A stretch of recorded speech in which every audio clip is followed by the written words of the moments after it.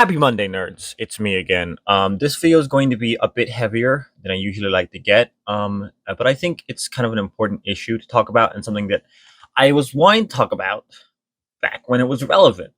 But as per usual, it took me too long to get around to it, so now we're going to be talking about it after it's no longer news, because that's this show, baby. That's this show. The Vinny Hearted, no longer news show. It used to be news, but now it's just old news. So a couple months ago, one of my favorite YouTube channels, SuperMega, went through a little bit of a fiasco. One of their former employees accused Matt and Ryan, the duo behind the channel, of, at the very least, covering up a sexual assault. Now, this came out a few months after a different former employee came out with allegations about them having like a hostile work environment and being homophobic and a bunch of other stuff. It didn't really go anywhere. The most recent information we have about that is that it seems like he just had an axe to grind with Matt and Ryan, and more importantly, his claims were kind of disproven by some text messages shared by Matt in his response video.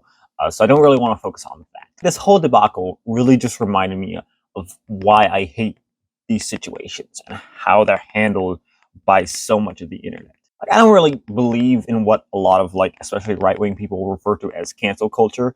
I don't really think that's a thing. I think if it is a thing, it's just an extension of, like, mob justice, which has been around for forever. You know, the band of cowboys going together in a posse. And I don't think that this kind of justice is necessarily a bad thing. Like, it's been around probably since the beginning of our species. Like, we know other animals, other animal groups they will shun members when they act out. And I think that is, at its core, it's not a bad thing. Like, I think it can be a good motivation, or at least an incentive for people not to break rules. You know, we live in a society. However, a lot of people have talked about this big problem when it comes to this kind of justice. Take, for example, people like Harvey Weinstein, right? The reason people like him were able to get away with what they did for so long is because people were afraid to come forward. They were afraid that nobody would be on their side and they would end up risking their careers for nothing. And to be 100% clear here, because a lot of bullshit has come forward where people have been like, oh, actually, Lex, in this situation, there was no sexual assault. This was just normal couple stuff. And I want to make it clear that I am not coming at this from that perspective. Like, I think that the fact that women and other victims have felt empowered to be able to come forward recently is a good thing. At the very least, I think it is a sign that our society and our culture has shifted in the right direction. It means that women now feel safe in many of these cases to come forward, when previously, if they did come forward, best case scenario, they get ignored. Worst case scenario, they're victims of more abuse. I think it's kind of the abundance of allegations, right, that have kind of resulted in a lot of mostly men being skeptical and claiming cancel culture anytime like anybody comes out and has allegations against somebody for something. And let's be clear, right? Like, when it comes to Dave Chappelle and J.K. Rowling, they both doubled down on transphobic statements and saw zero consequences there, aside from a few angry tweets. It's pretty clear that, like, they're still millionaires. Yeah, Dave Chappelle still got $1 million for his last Netflix special. He's doing fine, guys. However, in the case of SuperMega, despite the fact that Matt and Ryan seem to have little to do with Lex's abuse outside of handling it poorly, because, you know, they're not really trained to do that. They're not that experienced, right? Like, aside from doing a YouTube channel by themselves for several years, they don't really have any other like special skills. And it's kind of a tragic case, both because Matt and Ryan lost their platform, but also because this kind of mob justice does nothing for the victims. Like, Lex didn't get any support at the time, and she now doesn't get any additional support to deal with losing her position or having to work while avoiding her abuser, and perpetrator loses his job. Good, but still, it does very little to fix the actual problem. Again, to be super clear, Lex is not at fault here. I think that, like, it's pretty obvious that, like, maybe she exaggerated a little bit. Maybe she took some things out of context to make Matt and Ryan look worse than they actually were.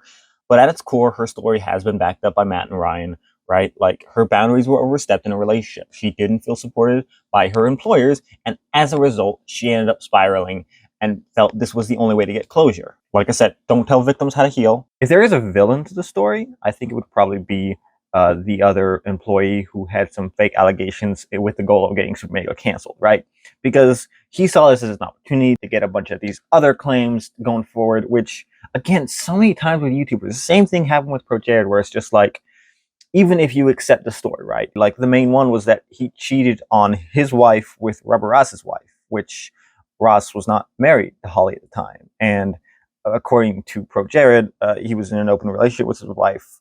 Again, it depends on whose version you want to take. But even if you accept the allegations, what everyone was upset about was that he cheated, which is like, yeah, it sucks, but it's not illegal, and I don't really think it's worth losing your platform over. In the same way, a lot of these allegations that were brought forward against Matt and Ryan after the fact just kind of ignore. They sidelined Lex's story and instead focus on trying to find ways to cancel Matt and Ryan. See, there's this idea in progressive justice called restorative justice. And basically, instead of the eye for an eye, kind of, here's what he did bad, so here's how we're going to punish him, a restorative justice, it kind of focuses on taking these restorative means, right? It focuses on not only how to hold the perpetrator responsible, but also how to work towards some kind of like healing so that these kind of situations don't happen in the future. How this works is different in every case, right? But typically the way it works is that you ask like, who's responsible, you know, who's been hurt, what can be done to fix this, and whose responsibility is that? Now, some people are probably immediately going to jump to, well, what about murder? Are you just going to explain to the murderer why murdering doesn't make people feel good? And like, no, that's not going to work.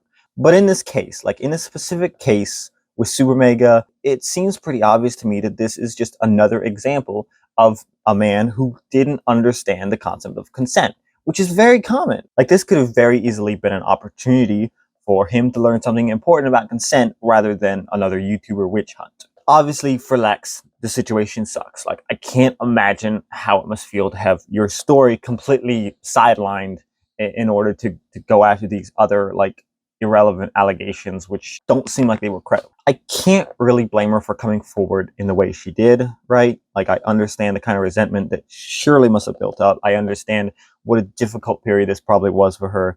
But at the same time, the way this was handled by SuperMega's community, or at least a large portion of them, is just going to make it much harder for the next victim to come forward in the future. I want to end this video by pointing to a nonprofit which was started recently.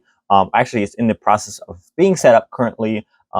They have a temporary website put up. It's called the Creator Accountability Network. And essentially, I'll leave their link in the description. Their goal is to create a forum where YouTubers, podcasters, other content creators on the internet can have access to like codes of conduct as well as training so that creators can better know how to handle these kind of situations in the future, as well as a hotline for victims to call in. They can handle it anonymously, like they can choose how much they want to be involved in the restorative process. And most importantly, you don't end up with like people trying to come out with videos and getting as many people on their side in order to cancel somebody, which again, does not work. I'll leave a link to their website in the description. Like I said, still currently being set up.